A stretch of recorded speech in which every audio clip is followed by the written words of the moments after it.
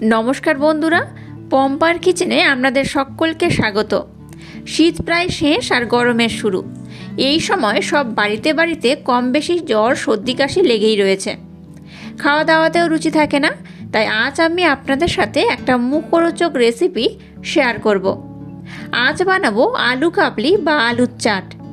একবার আমার মতো করে এই চাটটা বানিয়ে ফেলুন। যেমন দুর্দান্ত টেস্ট, তেমনই মুখের রুচি ফিরবে খুব তাড়াতাড়ি। তাহলে চলুন শুরু করা যাক আজকের রেসিপি।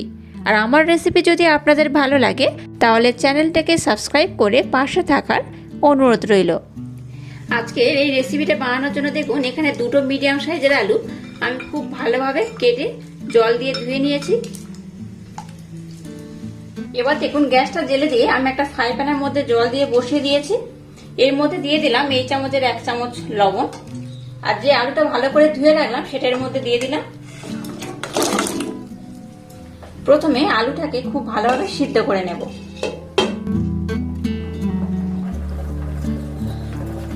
দেখুন, আলুগুলোকে খুব ভালোভাবে সিদ্ধ করে নিয়েছি।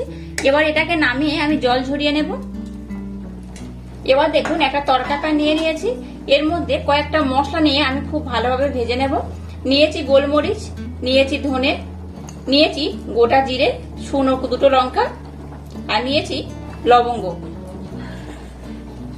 এবার এগুলোকে আমি খুব ভালোভাবে ভেজে নেব।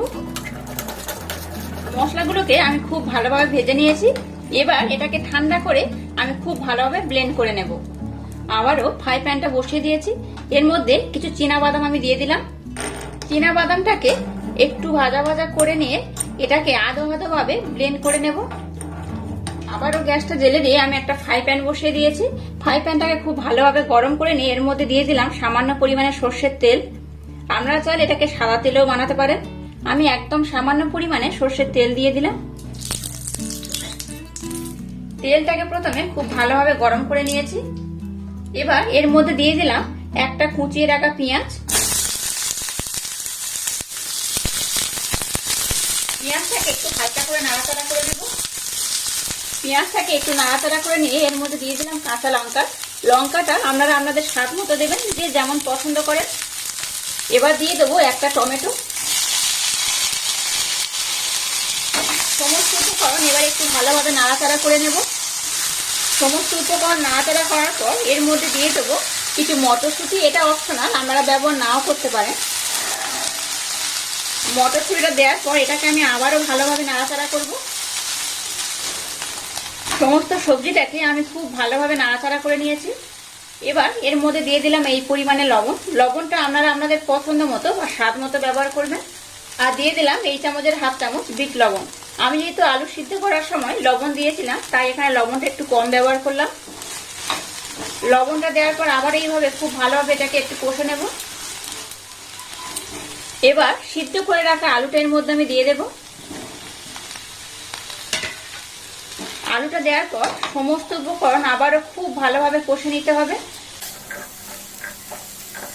আমি আলু কাবলিটা যেভাবে বানাচ্ছি আপনারা আমার মতো করে একবার হলেও বানিয়ে দেখবেন, দারুণ টেস্ট হয়। সমস্ত উপকরণ দিয়ে আলুটাকে আমি খুব ভালোভাবে কষে নিয়েছি। এবার এর মধ্যে আমি কিছু ধনেপাতা কুচনো দিয়ে দেব। আর যে ভাজা মশলাটা আমি গুঁড়ো করে রাখলাম এই পর্যায়ে আমি খানিকটা দিয়ে দেব। আমি এটাকে টেস্ট করে নিয়ে দেব। এখন অল্প পরিমাণে দিলাম, পরে লাগলে আবার ব্যবহার করব। মশলাটা দেওয়ার পর এটাকে আমি আরেকবার কষে নেব। এবার যে বাদামটাকে আমি ব্লেন্ড করেছিলাম একটু আধো আধো ভাবে, সেটাও দিয়ে দিলাম।